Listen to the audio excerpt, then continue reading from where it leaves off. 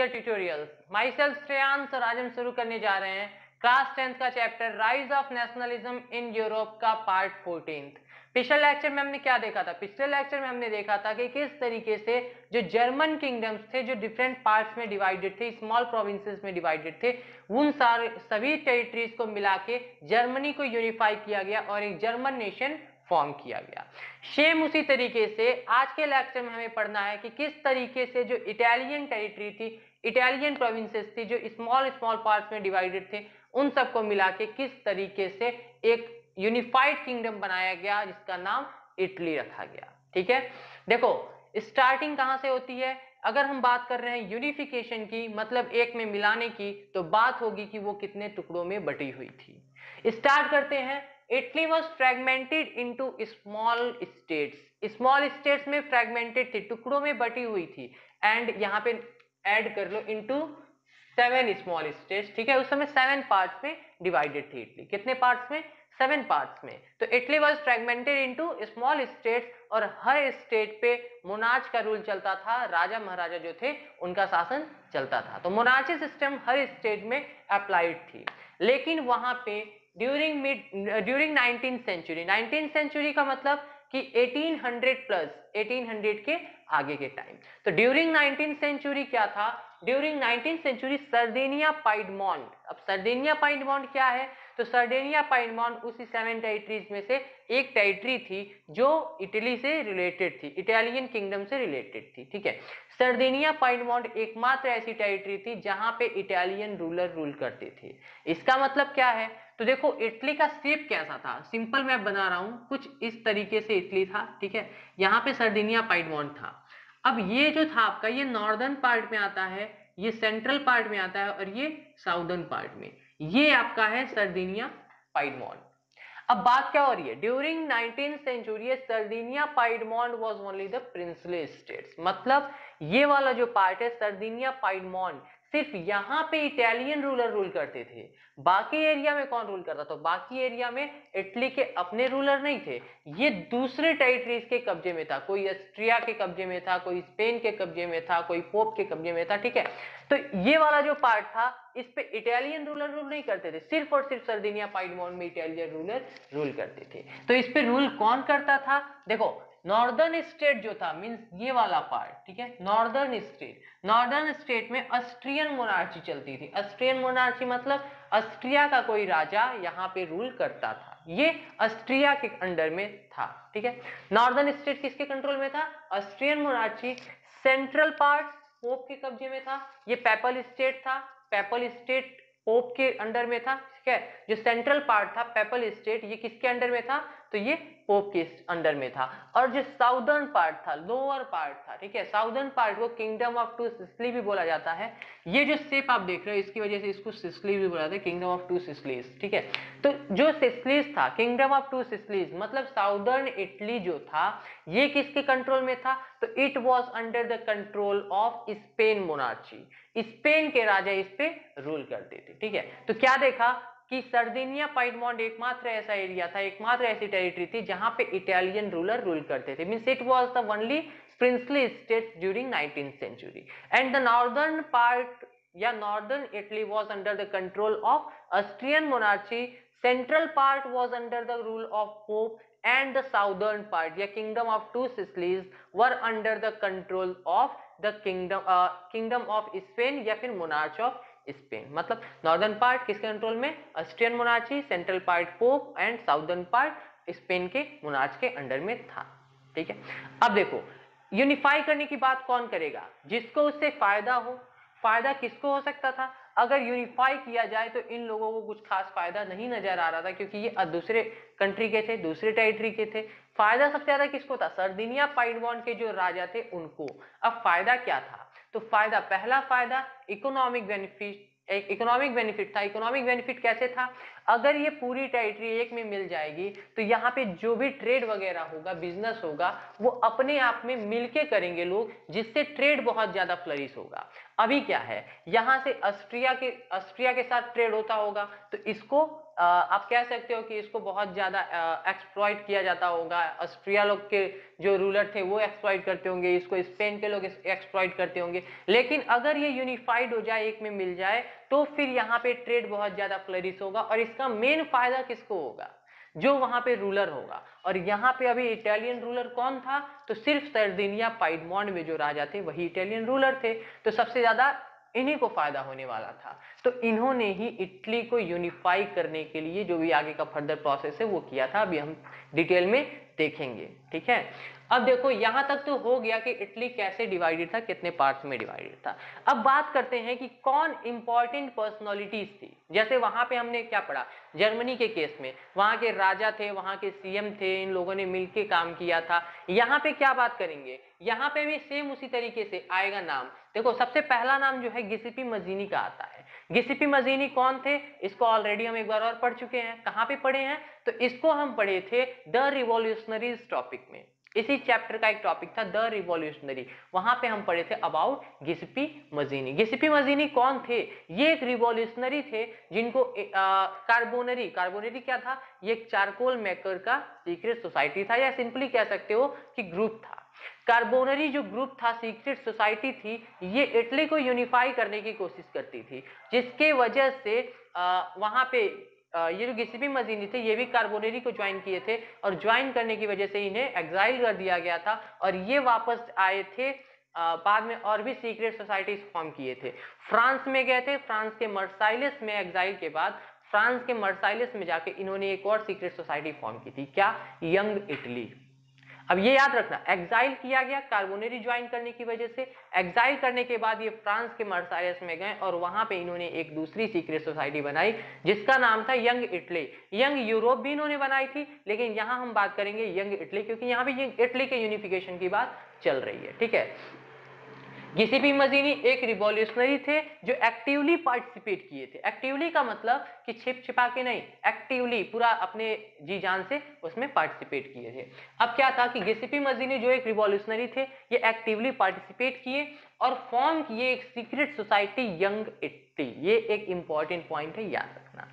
अब इन्होंने जो सीक्रेट सोसाइटी फॉर्म की थी यंग इटली, और साथ में जो अभी पीछे देख चुके हैं कार्बोनरी, ये दोनों मिलकर 1831 और 1848 में इटली को यूनिफाई करने का प्रोसेस किए थे, बट ये सक्सेस नहीं हुए थे। ठीक है, इनका ये जो अटेम्प्ट था ये फेल हो गया था, जिसके बाद Victor Emmanuel second, Victor Emmanuel second कौन था? तो किंग ऑफ सर्दिनिया पाइडमोंट। अभी मैंने बताया कि Sardinia Piedmont was the only princely state, एकमात्र ऐसा स्टेट था जहां पे अपने रूलर रूल करते थे। इटालियन रूलर सिर्फ और सिर्फ सर्दिनिया पाइडमोंट में रूल करते थे। तो कौन था वो इटालियन रूलर? तो he was Victor Emmanuel second. Victor Emmanuel second कहां पे रूल करते थे? तो ये रूल करते थे सर्दिनिया पाइडमोंट में। बात क्या हो रही है कि इनकी जो 1831 और 1848 का जो ट्रायल था, कोशिश जो थी वो फेल हो गई थी, और इसके बाद Victor Emmanuel second king of Sardinia Piedmont took responsibility. किस चीज की रिस्पॉन्सिबिलिटी इन्होंने ली?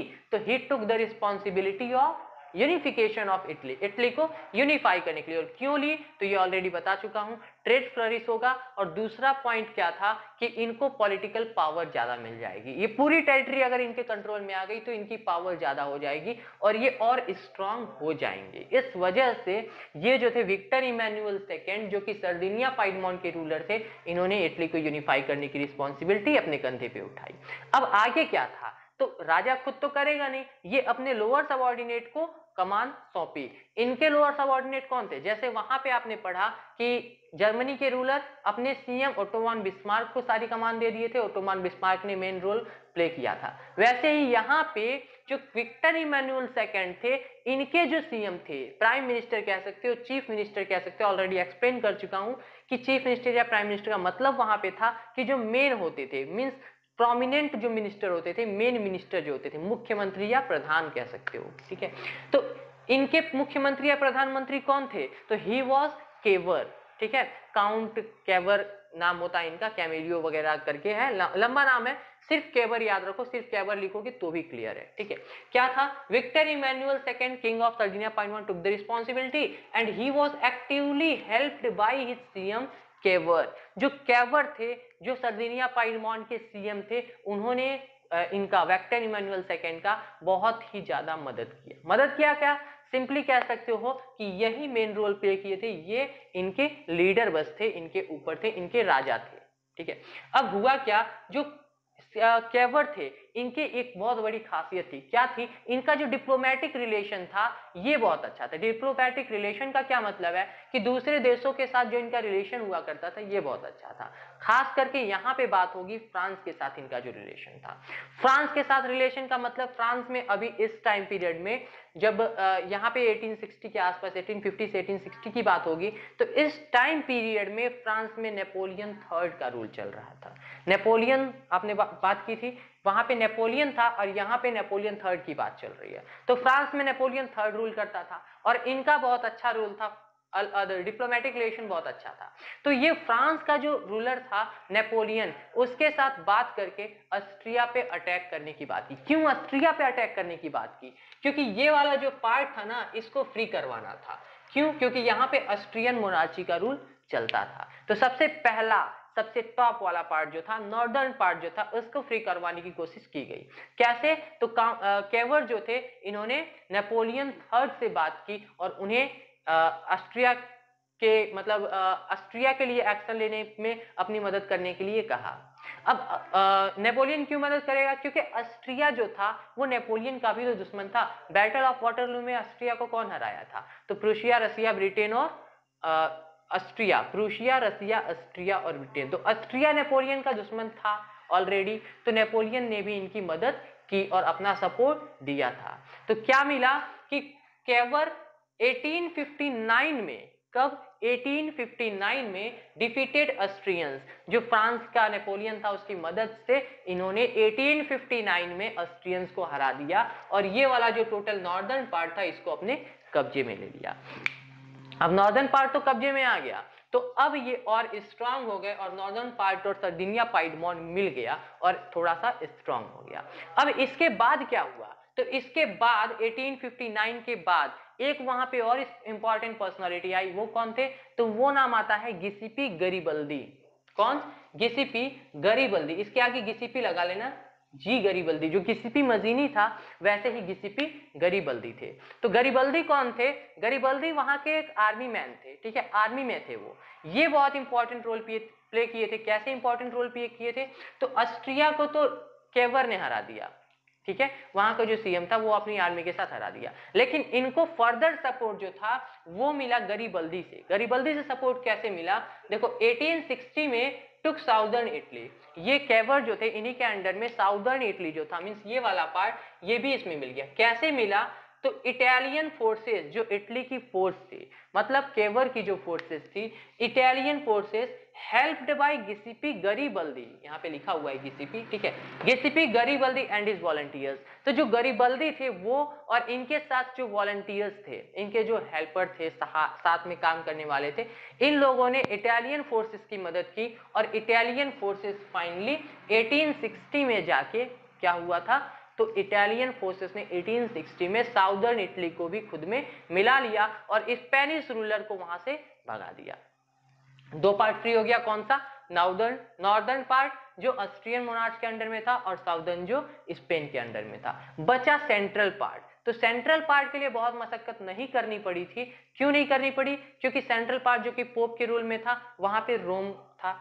अब रोम जो था, रोम एक एरिया है, ठीक है, टेरिटरी है, तो रोम में जो मींस सीधे कह सकते हो जो पोप का रूलर था उसने देखा कि नहीं, नॉर्दर्न पार्ट भी कैप्चर हो चुका है, साउदर्न पार्ट भी कैप्चर हो चुका है। अब ये कमजोर महसूस करने लगे और धीरे धीरे मींस डायरेक्टली तो खुद हार नहीं मान लिए, लेकिन कुछ कोशिश सर्दिनिया पाइडमोन के राजा ने भी की और कुछ कोशिश अदर लोगों ने भी की, जैसे यहाँ पे नॉर्दर्न पार्ट था, साउदर्न पार्ट था, सबने मिलके उसको फोर्स किया और फाइनली ये खुद ही गिव अप कर दिया। इसके साथ कोई वार नहीं हुआ था, शांति से ये दे दिया था। लेकिन इसकी भी बहुत लंबी चौड़ी स्टोरी आती है, पर चैप्टर में नहीं दिया हुआ है, इसलिए उतना डिटेल में नहीं जाएंगे।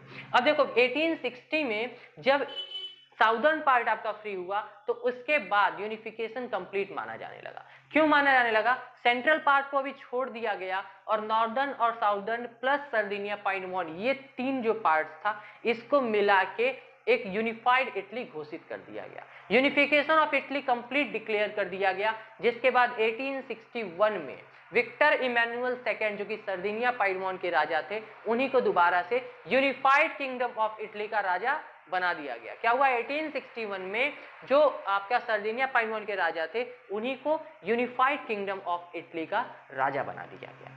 1861 से 1871 तक करीब 10 सालों तक ये जो सेंट्रल पार्ट था इस पे डिबेट होती रही, इस पे बात चलती रही, और 1871 में जाके फाइनली पूरी तरीके से यूनिफिकेशन ऑफ इटली कंप्लीट हुआ था, जिसके बाद रोम को इटली का कैपिटल डिक्लेयर कर दिया गया था। ठीक है, तो ये बात का पॉइंट है, ये आपके चैप्टर में शायद नहीं दिया हुआ है, लेकिन यहां तक फाइनली कब डिक्लेयर कर दिया गया यूनिफाइड, तो 1861 में यूनिफाइड डिक्लेयर कर दिया था। हालांकि फाइनल यूनिफिकेशन जो कंप्लीट यूनिफिकेशन था वो 1871 में हुआ था। ठीक है, तो एक बार फिर से देख लेते हैं फटाफट। क्या था कि फ्रेगमेंटेड था, 7 पार्ट्स में डिवाइडेड था।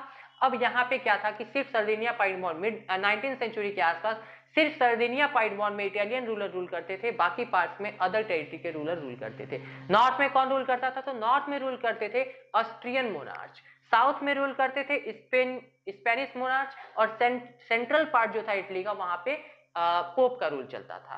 अब इसके बाद सर्दिनिया पाइडमोन के जो रूलर थे उन्होंने कोशिश की यूनिफिकेशन करने की इटली की।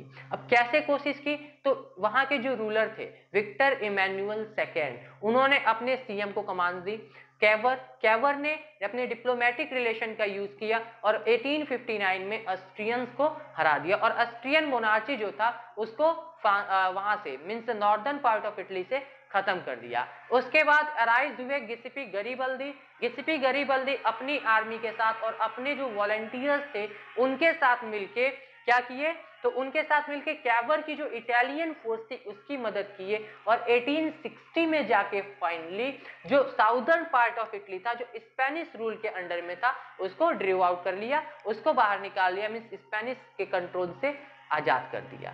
अब नॉर्दर्न पार्ट और साउदर्न पार्ट जब फ्री हो गया तो 1861 में फाइनली इटली को यूनिफाइड डिक्लेयर कर दिया गया और वहां का रूलर विक्टर इमैनुअल सेकेंड को बना दिया गया, जिसने इस पूरे यूनिफिकेशन की नींव रखी थी। ठीक है, उसको रूलर बना दिया गया, और उसके बाद 10 सालों तक करीब सेंट्रल पार्ट पे बात चलती रही, और फाइनली 1871 में जब रोम इसका इटली का कैपिटल बना तो कंप्लीट यूनिफिकेशन बोला जाता है कि उस समय हुआ था। ठीक है, तो this was all about the unification of Italy. अब नेक्स्ट लेक्चर में हम पढ़ेंगे यूनिफिकेशन ऑफ ब्रिटेन, लेकिन वहां की स्टोरी थोड़ी डिफरेंट होगी। वहां पे क्या है, अभी तक आपने देखा हर जगह वार वगैरह लड़ा गया था, यहाँ पे भी वार हुआ, ये ऑस्ट्रिया के साथ हुआ, साउदर्न इटली में हुआ, लेकिन यूनिफिकेशन ऑफ इटली एक लंबा प्रोसेस था, काफी टाइम लगा था। ब्रिटेन यूनिफिकेशन ऑफ ब्रिटेन में काफी टाइम लगा था, लंबा प्रोसेस था और शांति वाला प्रोसेस था, वहां पे कोई रेवोल्यूशन या कोई फाइट वगैरह वार वगैरह नहीं हुआ था। ठीक है, तो अगले लेक्चर में हम वही पढ़ेंगे कि the strange case of unification of Britain, Britain का यूनिफिकेशन का एक स्ट्रेंज केस, डिफरेंट केस। ठीक है, तो इस लेक्चर में बस इतना ही, अब मिलते हैं नेक्स्ट एपिसोड में यूनिफिकेशन ऑफ ब्रिटेन के साथ। ठीक है, तब तक के लिए गुड बाय।